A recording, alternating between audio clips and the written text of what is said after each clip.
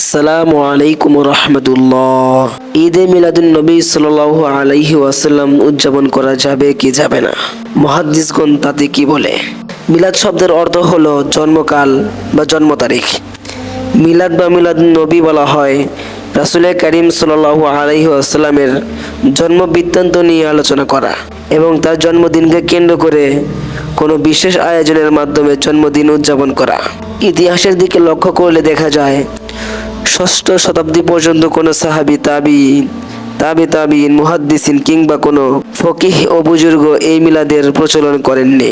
বরং ইরাকের মুসলিম শহরের অবচয় ও ধর্মীয় ব্যাপারে উদাসীন বাদশাহ মুজাফফরউদ্দিন কুকরি ইবনে ইরবিলের নির্দেশে সর্বপ্রথম 604 হিজরিতে প্রচলিত এই মিলাদের সূচনা ঘটে এবং এ ব্যাপারে মিলাদের দলিলাদি সম্মিলিত কিতাব রচনা করে বাদশাহকে সহযোগিতা করেন দুনিয়া লবি মৌলবী আবুল খাত্তাব উমর ইবনে হাসান ইবনে দেহাইয়া। সর্বশেষ গত শতাব্দীর শুরুর দিক থেকে অখণ্ড ভারতের পাকিস্তানে অশুদ্ধ ইসলাম চর্চাকারী নির্দিষ্ট একটি মহলে সর্বপ্রথম 12 রবিউল আউয়ালকে কেন্দ্র করে ঈদে মিলাদুন নবী সাল্লাল্লাহু আলাইহি ওয়াসাল্লামের নাম করে র্যালি বের করে, যা পরবর্তীতে আরো বৃহৎ রূপে প্রতি বছর পালন করা হয়। 12 রবিউল আউয়ালকে কেন্দ্র করে এই দিনে ঢাক ঢোল পিটিয়ে আতশবাজি আর মিষ্টি ছড়াছড়ি আয়োজন করা হয়। এদিনে নবী করিম সাল্লাল্লাহু আলাইহি ওয়াসাল্লামের জন্ম হয়েছে কিনা এ নিয়ে উলামায়ে কেরামের মধ্যে বিশাল মতবিরোধ রয়েছে। পক্ষান্তরে এদিনে নবী করিম সাল্লাল্লাহু আলাইহি ওয়াসাল্লামের ইন্তেকালের ব্যাপারে সামান্যতম মতবিরোধ নেই। কাজেই সুস্থ বিবেক সম্পন্ন প্রকৃত ইমানদাররা কোনোদিন নবী করিম সাল্লাল্লাহু আলাইহি ওয়াসাল্লামের মৃত্যুকে কেন্দ্র করে হাসি তামাশা, গান বাজনা আর আনন্দ র্যালির মতো নিকৃষ্টতম উৎসব করতে পারে না। কিন্তু সুবিধাবাদী নামধারী এ সকল ভণ্ডপীর আর সিন্নিখোররা নবী করিম সাল্লাল্লাহু আলাইহি ওয়াসাল্লামের ইন্তেকালের শোক আর দুঃখের পরিবর্তে জন্মদিনের আনন্দকেই গ্রহণ করেছে।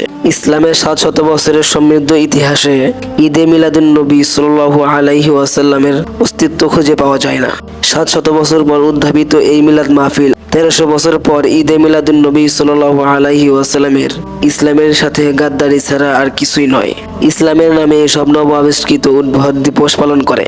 কেননা বিদায় হজ্জের ভাষণে নবী করিম সাল্লাল্লাহু আলাইহি ওয়াসাল্লাম কোরআনের আয়াত উচ্চারণ করেছেন, আল ইয়াউমা আকমালতু লাকুম দীনাকুম ওয়া আতমামতু আলাইকুম নি'মাতি ওয়া রাদিতু লাকুমুল ইসলাম দীনা। অর্থাৎ আজ আমি তোমাদের জন্য তোমাদের দিনকে পরিপূর্ণ করে দিলাম, তোমাদের প্রতি আমার নিয়ামত সম্পূর্ণ করে দিলাম এবং ইসলামকে তোমাদের জন্য দিন হিসাবে পছন্দ করলাম। সূরা আল মায়েদা আয়াত নং 3। আজ আমাদের সমাজকে নিয়ে যাচ্ছে জাহিলি সমাজের দিকে। মাস ও বছরের বিশেষ দিনে ইসলামকে সীমাবদ্ধ করার ষড়যন্ত্র চলছে।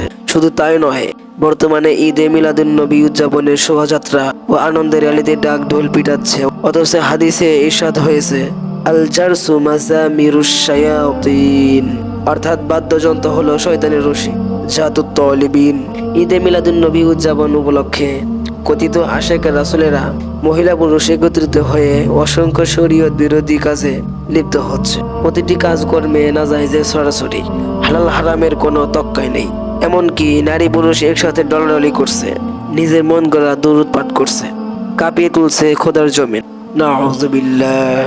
আল্লাহ রাব্বুল আলামিন আমাদেরকে এই সমস্ত কুসংস্কার থেকে হেফাজত করুন। ঈদে মিলাদুন নবী সাল্লাল্লাহু আলাইহি ওয়াসাল্লাম শরীয়ত সম্মত নয়।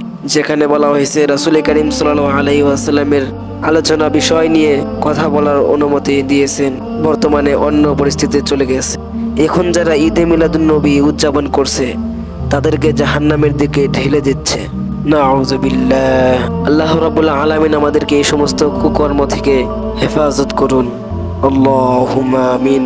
ভিডিওটি ভালো লাগলে আমাদের চ্যানেলটিকে সাবস্ক্রাইব করে আমাদের পাশে থাকুন। দেখা হচ্ছে পরের ভিডিওতে। আসসালামু আলাইকুম রাহমাতুল্লাহ।